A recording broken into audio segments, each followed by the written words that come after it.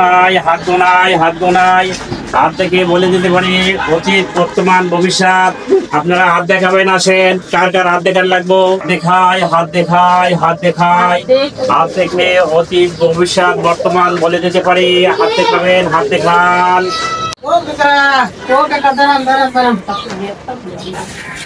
হাত দেখান নাকি? জি জি আসেন আসেন আসেন কাকা, আপনি তো হাত দেখেন, জি।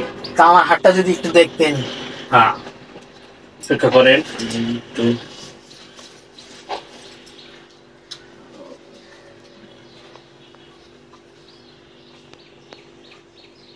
জি, আপনি বিদেশ যাওয়ার জন্য চেষ্টা আছেন, বিদেশে যাওয়ার বাধা আছে। জি, আপনি 20,000 টাকা পাবেন। 2 মাস পর্যন্ত ঘুরে গেছে, আমরা টাকা পয়সা দিতে আছে না। আর আপনি বিদেশ জন্য যাওয়ার জন্য 2 লক্ষ টাকা দিচ্ছেন। দীর্ঘ 3-4 বছর যাবৎ ঘুরতেছেন, বিদেশ হচ্ছে না। হ্যাঁ হ্যাঁ।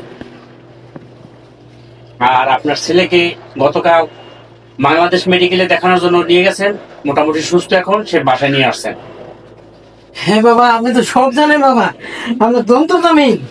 জি জি জানি, আপনি দন্ত জামিন, আমি সবই জানি, সবই। আপনার কি লাগবে নেন, আপনার সব টাকা আমি দিচ্ছি আপনাকে। জি জি। তাও আপনি আমার ভবিষ্যৎটা বলেন। আচ্ছা আচ্ছা, বসেন বসেন বসেন। কম টাকা দিলে হবে না, তোমার ভবিষ্যৎ আমি বলে দিচ্ছি।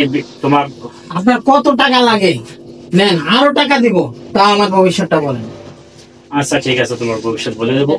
এখন আমার পেটে ক্ষুধা লাগছে, কিছু খাবার দাবার ব্যবস্থা করো। আচ্ছা আপনি বসেন, আমি ব্যবস্থা করছি। আসসালামু আলাইকুম, আরিফ ভাই কেমন আছেন? আলহামদুলিল্লাহ। আপনি তো দেখেন নাই, হ্যাঁ, না। আমি তো গণক নিয়ে আসছি, আপনারা তো কিছুই পারেন না। কি করব? হ্যাঁ। নিয়ে আসছে মানে? এই যে আমার ভবিষ্যৎ যা বলছে সব সত্য, সব কিছু সত্য। হ্যাঁ, আপনারা তো ভাই এরকম কোনো কিছু করতে পারলেন না। দেখেন কি নিয়ে আসছি। তাহলে যেহেতু বুজুর্গ করে ভাই নিয়ে আসছেন, মুরব্বী মানুষ, তাহলে ওনার জন্য একটু খাওয়ান দাওয়ার ব্যবস্থা করি। আর এটা করলে খুবই ভালো হয় না। হুশ! কি করলেন এটা?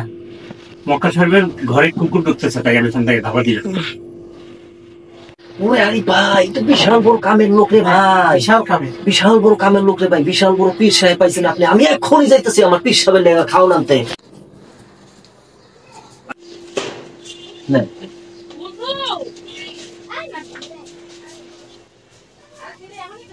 একটু বসে থাকবেন।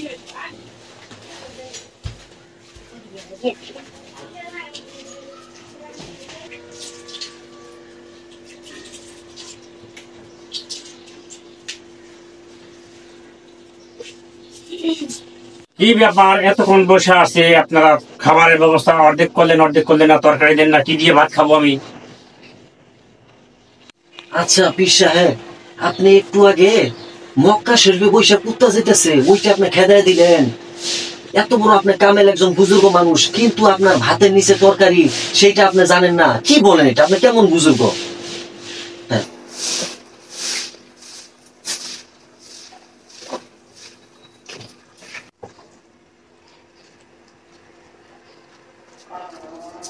আপনি কইলেন সমস্ত কিছু আপনি বলে দিতেন, কিন্তু আসলে তো ভণ্ড পীর, আপনি তো মানুষটা ভণ্ডর মধ্যে পড়েন আপনি।